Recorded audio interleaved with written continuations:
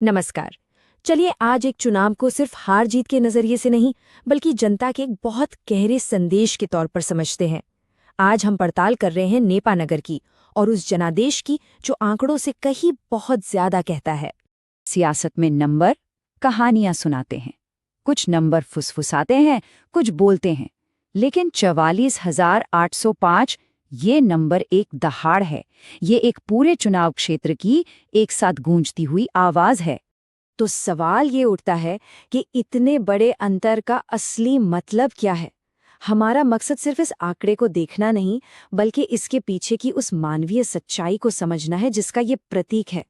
ये सिर्फ वोटों का अंतर नहीं है, ये उम्मीदों, शिकायतों और आकांक्षाओं का वजन है। तो सबसे पहले उस बड़े चुनावी बदलाव को समझते हैं जिसने हमें ये विश्लेषण करने पर मजबूर किया। जरा इस पर गौर कीजिए। 2018 में कांग्रेस की जीत का मार्जिन था सिर्फ 1,264 वोट और बस 5 साल बाद 2023 में पासा पूरी तरह पलट गया। भाजपा की जीत का अंतर है 44,805 वोट। ये कोई मामूली बदलाव नहीं, ये एक चुनावी भूचाल था। तो सवाल ये है कि इन 5 सालों में जमीन पर ऐसा क्या बदला। देखिए, अगर सियासत को समझना है तो पहले लोगों को, उनकी जमीन को और उनके रोजमर्रा के संघर्षों को समझना पड़ता है, क्योंकि आंकड़े हवा में नहीं, जमीन से ही पैदा होते हैं। नेपा नगर मध्य प्रदेश के बुरहानपुर जिले का हिस्सा है।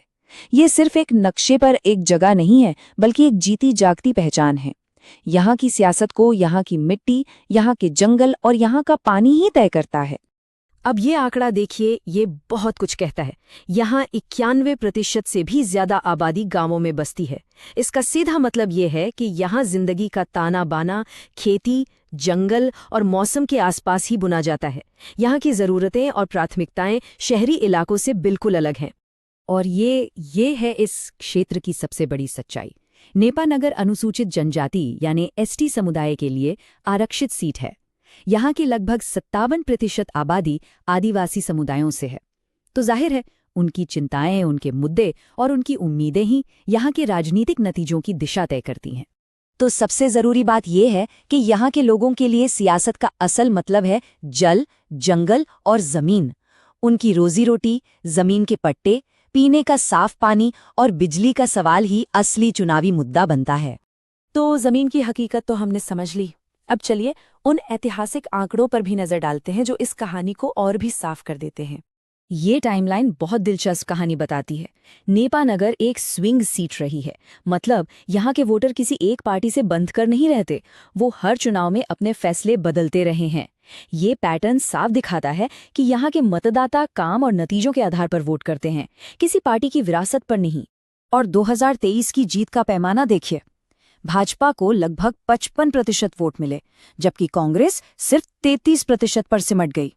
ये एक तरफा और बिल्कुल साफ जनादेश था। वोटरों के मन में कोई शक नहीं था। एक और बहुत जरूरी बात, पिछले 2 दशकों में वोटरों की संख्या लगभग दोगुनी हो गई है और वोटिंग का प्रतिशत 59 से बढ़कर लगभग 79% हो गया है। इसका मतलब है कि वोटर, खासकर आदिवासी इलाकों में, अब ज्यादा जागरूक हैं और सियासत में सक्रिय भागीदारी कर रहे हैं। उन तक पहुंचना और उनकी आवाज सुनना किसी भी जीत के लिए पहले से कहीं ज्यादा जरूरी हो गया है। तो अब हम उन वजहों को जोड़ना शुरू करते हैं जो इन आंकड़ों को जमीनी हकीकत से जोड़कर 2023 का नतीजा बनाती हैं। ये कहानी सिर्फ क्या हुआ कि नहीं, बल्कि क्यों हुआ की पड़ताल है। अगर कांग्रेस की स्थिति को देखें तो उनकी पुरानी मौजूदगी एक मजबूती जरूर थी, लेकिन कमजोरियां उन पर भारी पड़ गईं। एक अनुभवहीन उम्मीदवार, संसाधनों की कमी और शायद सबसे बड़ा कारण 2018 में जीते हुए विधायक के पार्टी बदलने से पैदा हुआ भरोसे का संकट। और यही छिपा है इस पूरे विश्लेषण का असली सार। असली कहानी को समझने की चाबी है शिकायत हीट मैप, यानी ये समझना कि लोग असल में किन समस्याओं से रोज जूझ रहे थे और उनकी आवाज क्यों अनसुनी रह गई।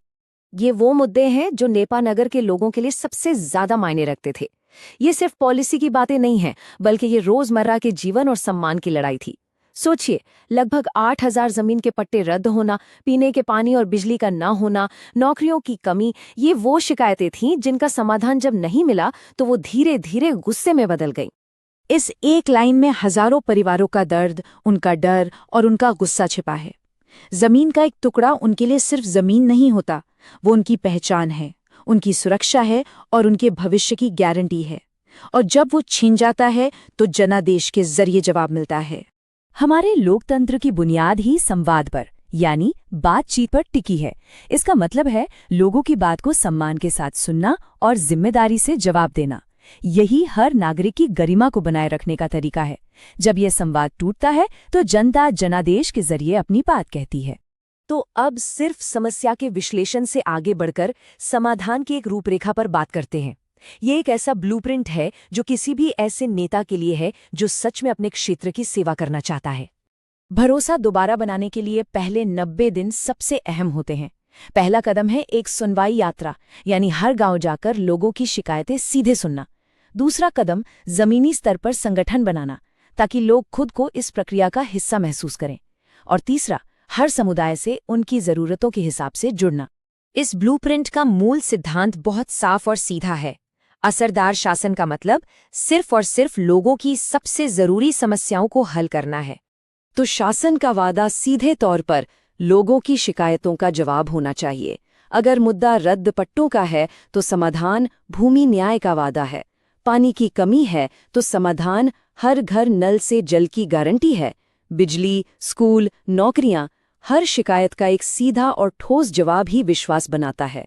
जब कोई नागरिक अपनी समस्या किसी प्रतिनिधि को बताता है तो वो सिर्फ जानकारी नहीं, अपना भरोसा देता है। उस भरोसे और जानकारी को सहमति से सुरक्षित रखना, जैसा कि भारत के नए डेटा सुरक्षा कानून यानी DPDP एक्ट में भी बताया गया है, ये सिर्फ एक कानूनी नहीं बल्कि एक नैतिक जिम्मेदारी भी है।